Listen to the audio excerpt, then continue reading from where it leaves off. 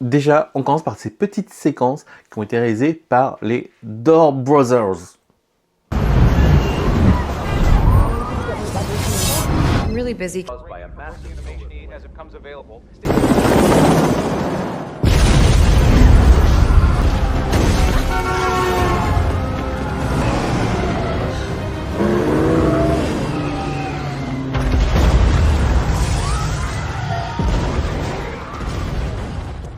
Donc tout ce que vous venez de voir là, donc c'est pas la vidéo complète évidemment, mais tout ce que vous venez de voir là, ça a été généré 100% à l'IA. C'est quand même fou. C'est-à-dire qu'il n'y a pas d'acteur, pas de décor, pas d'explosion, pas de FX et tout ça et tout ça.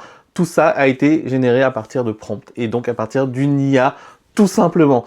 Et c'est vraiment fou. C'est-à-dire que en si peu de temps, on est qu'en début 2026, on se retrouve déjà avec une vidéo qui impressionne vraiment sur la puissance même de l'IA. C'est-à-dire que ça va vraiment changer pas mal de choses, parce que je pense que Hollywood doit commencer à avoir pas mal peur, parce que non seulement ça peut tuer le métier d'acteur quelque part, alors certains vont me dire oui, mais il n'y a pas de sentiment et tout ça, oui, mais ça, on va pouvoir le reproduire assez rapidement, j'en suis persuadé.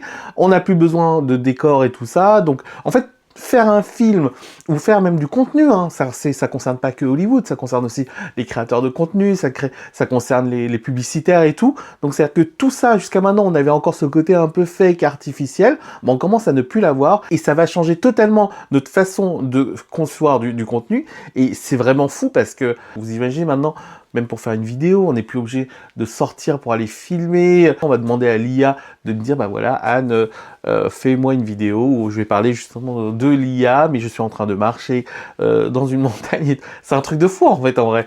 Donc, et ça me fait peur aussi, hein, évidemment, parce que ça avance trop vite. L'IA est venue quoi, en 2023, fin 2023, donc on est qu'en 2026. Et je vois les progrès. Ben, c'est quand même fou de voir à quel point ça a avancé.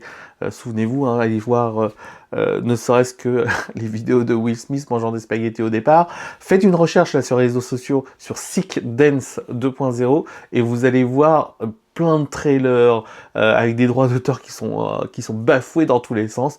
Mais c'est fou. Bon bref, voilà. Bon, dites-moi ce que vous en pensez dans les commentaires et moi je vous retrouve sur une prochaine vidéo. Ciao, ciao!